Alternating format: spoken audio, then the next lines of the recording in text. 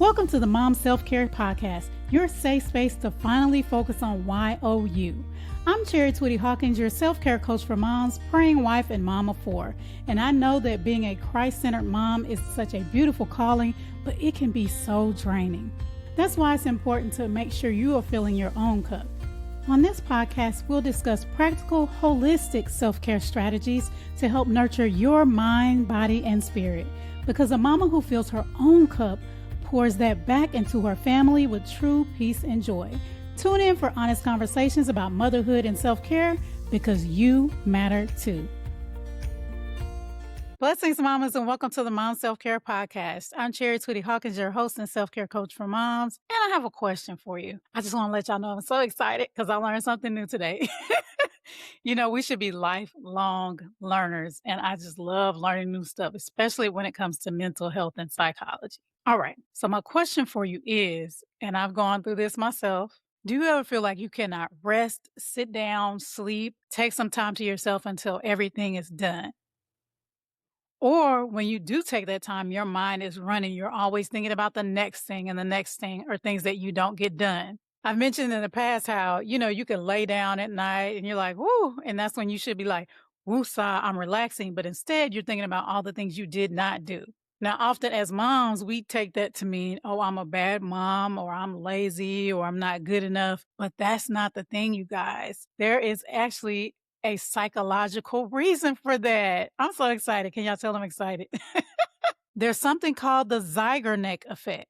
And it is where your brain remembers things that you did not complete more than the things that you did complete. And this was found out by a psychologist who studied waitresses and waiters, and they were more likely, 2 times more likely, to remember the orders that were not completed than the orders that were completed. And I was like, wow. So there's a reason that our brain does that. It's just built that way. And so when it feels like there's no conclusion or there's no ending to something, there's this open loop. I saw something online and it said, it's like you have these tabs just open and it's looping over and over again. And I had to laugh at that because I thought about, before I started this podcast episode, y'all, I had to go and close a lot of tabs in multiple windows, guys, in multiple windows, because I have a lot of tabs open on my screen. So just think about all the tabs that you can have open in your mind and you're just thinking about it over and over and over. This is just a reminder for you that there's nothing wrong with you. It's how your brain is built because it's looking for that ending, it's looking for that conclusion. Does it mean it always needs that ending right now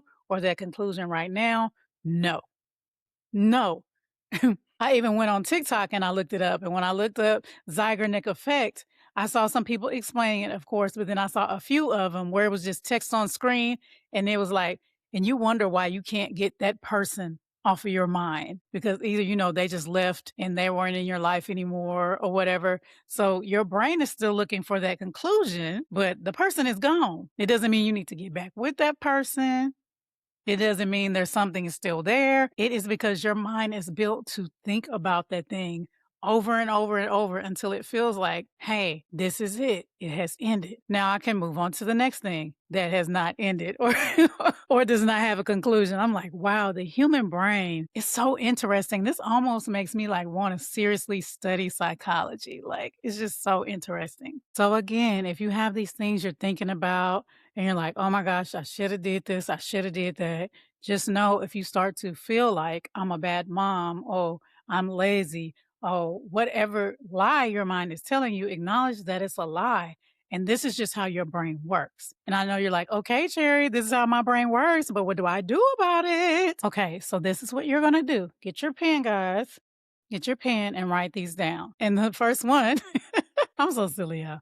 The first one is write it down. Whatever those things are that you're like, I did not finish, I did not complete, I should have did, write it down and get it out. Do like a brain dump where you think about, if you're like me and all my tabs I had open on my computer, if you have a lot of tabs open in your mind, write down those things, get them out. And this is something you can do every night. This is something, if you're trying to practice self-care and you're like, every day at 2:00, I'm going to sit down. But every day that you sat down, again, your brain going over and over again and you couldn't rest, at 2:00, say to yourself, I'm going to start with a brain dump and maybe give yourself a few minutes, 5 minutes, 10 minutes and write down all those things. And that helps because your brain relaxes because you are no longer thinking, oh my gosh, there's these things. What am I going to do if I don't do them? Because you have written them down, then your brain is like, okay, I can relax a little. Next is for the things that you have to do, create a clear stopping point. I don't know if you guys can relate, but I know with me, I will clean some area or something and I look at it, I'm like, I don't feel like I even put a dent in that. And that's usually when it's something big, like right now, to be honest.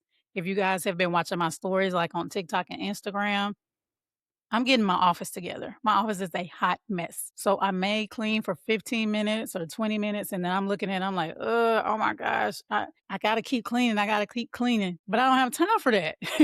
So my brain will keep going back to that. And then I'll look at my space and I'm like, I didn't do anything. Create a clear stopping point. After 15 minutes, I'm going to stop. It is complete until I come back the next day. So give your mind a goal. And again, write these things down. Give your mind a goal of this is what I'm going to do after this is complete. So your brain isn't thinking, oh, I need to go back in there while you making dinner or something else. You're thinking, oh, I need to go back in there and clean, or I need to go back in there and wash clothes, or whatever it is. So that's number 2. And that actually went into number 3, which is giving the next step. So number 2, create a clear stopping point. And then number 3, giving the next step. So like I said, 15 minutes, boom, I'm done. Then tomorrow I will do the same thing. Or today I'm going to work on this area. I'm going to work on my desk. And then tomorrow I'm going to work on my bookcase. And then the next day I'm going to work on the floor like that. So give it a next step. Again, this gives your mind a goal so it's able to relax and it's also able to, what I talk about, to have an ending, even if that ending is just for today or just right now. And number 4 is stop opening new loops or stop opening new tabs. So that means if you are doing the laundry, don't go and do the dishes and then go and vacuum and then go and sit and talk with your kids and then turn on the TV to watch a show you like and then get up. You know how we go from one thing to the next because guess what that creates?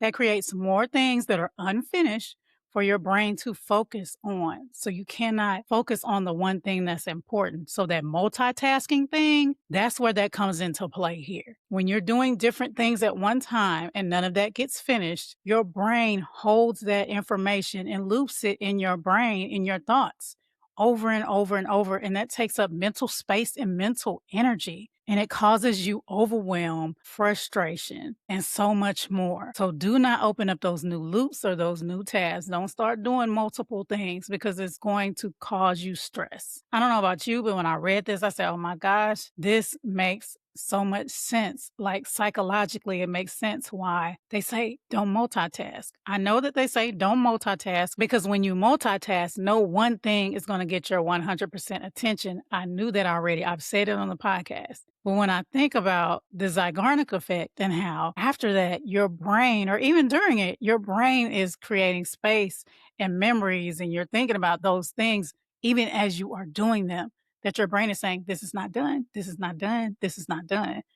That creates so much mental stress. And I was just like, wow, makes so much sense. Makes so much sense. So I wanted to share that with you guys. Hopefully it helps as well, especially so you don't feel like you're a bad mom, a bad woman, but to give you clear steps to help you overcome that. So I gave you 4 steps today. So make sure if you did not, you come back, listen to this episode and take notes and just remind yourself when you start to think, oh, I need to go. No, let me finish what I'm doing right now unless it's an emergency. If it's not an emergency, it can wait. That's creating that ending, that closure, that boundary. I've talked about boundaries before. So make sure you set boundaries with yourself that you need to show yourself love. This is a part of self-care, you guys. And remember, I try to say this often, start with one thing. So start with the number 1, which is when you sit down and you're thinking those thoughts over and over again, do a brain dump and just write them down. Focus on doing that for the next 1 to 2 weeks and see how much that helps. And if you've been struggling with mom guilt because you feel like, I haven't been getting all the things done, I want to invite you to join my Release Mom Guilt Masterclass where I help you identify those unmet expectations and those unrealistic expectations